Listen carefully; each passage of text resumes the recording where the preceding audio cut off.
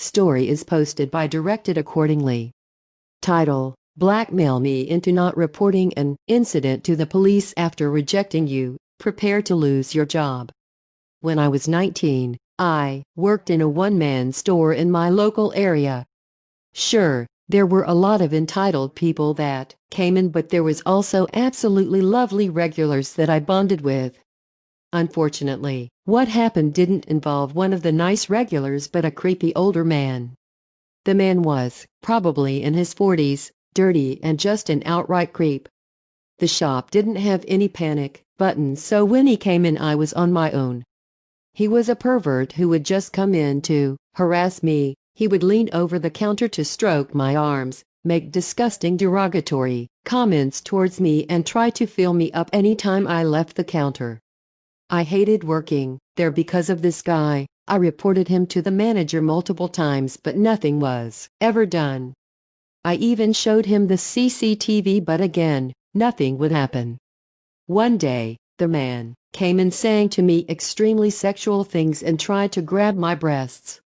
I just snapped. I shoved him away from me, telling him to get out of the store and that if he didn't stop, I would report him to the police. The guy laughed at me and said there was nothing I could do until I pointed at the cameras. This enraged the guy, and he told me how he knew I lived in the area, so if he finds me I would end up in a hospital because the things he would do. He left, but I was absolutely terrified. I knew this guy was ex-military and he could easily overpower me. After this, he came in the store displaying what looked like weapons and followed me when I visited local stores. On a shift swap, I nervously came into my work as the manager was cashing his till. He saw me and asked what was wrong, and I told him what was happening. I said how I need to report this guy to the police but needed evidence, so I mentioned the CCTV. My manager responded, "I'm so sorry, but I'm afraid you can't do that. If you do, then they will do a background check on you and I will have to tell them everything I know about you." This terrified me even more. The manager was a friend of mine and the reason I got that job to begin with. He knew that I had home problems, so he was basically telling me that he would tell the police about it and rip my family apart. He added, "See, I value you as a friend, but after seeing your true colors, when you refuse to go out with me, kind of tells me to be honest to the police. Do you really want to involve them?" It became evident that the reason he never handled my complaints before is because I rejected him. He asked me out a few times, which I rejected, but don't think much of it. Sadly, this got to me and I never reported what happened. As scared as I was, I didn't want my family to be destroyed and wasn't going to go out with him just to get the evidence I needed. Instead, I started to plot my revenge against the manager. The area manager and my manager were good friends. He let him off with everything during inspections, but rumor had it that the area manager was moving to a different location, meaning that a new owner would come in and do an inspection. Knowing this, I patiently waited to see if this was true. One day, I went in and saw a man I had never seen before. It was the new area manager and he was in doing an inspection while the manager wasn't there. Turned out he met the manager before and did not like him a bit, so he was trying to find something to fire him. He told me that he wanted to monitor the things I would do day to day in the shop, and so I did, badly. I made sure to fuck up every chance I got, not scanning items, not checking a variant's IDs, stocking things wrong, etc. The area manager was horrified and asked me if I was ever trained. I told him the truth, I wasn't, but he brought up my files saying I signed to say I did receive training.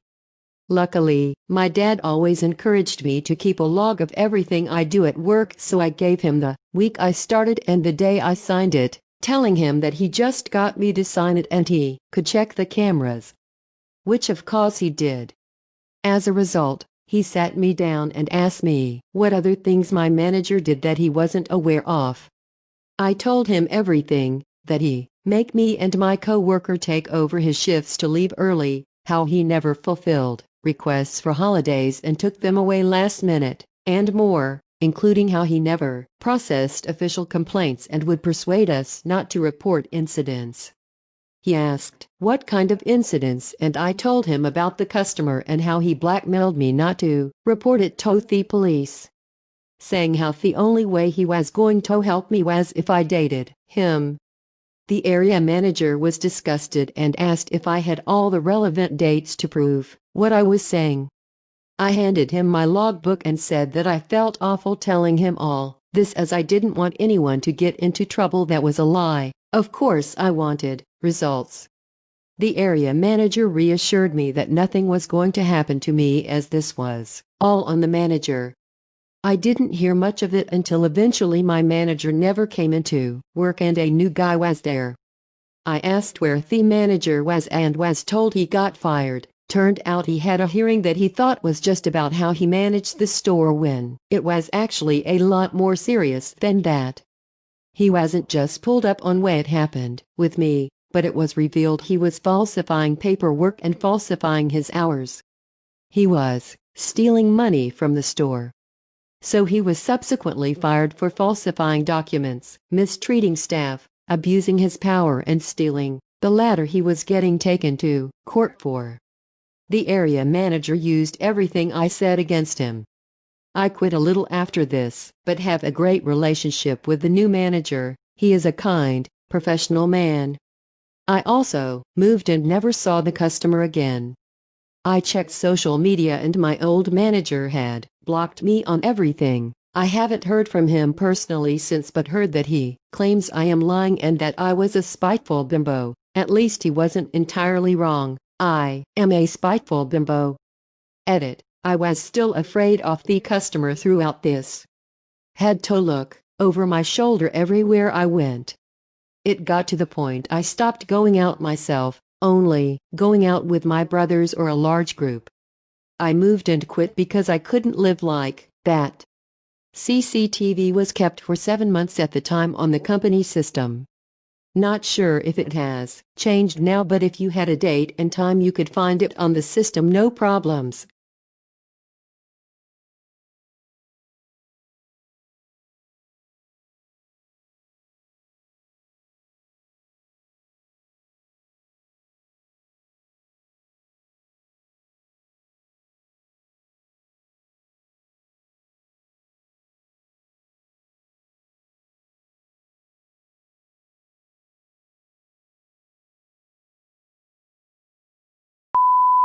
Story posted by Goku's hairdresser. Title: Don't want to pay me my last paycheck, I'll take a full month of PTO instead. This is actually my wife's story, but a few years ago my wife had just landed a job as a dental assistant. She was picking things up as quickly as could be expected and she got along with her coworkers great.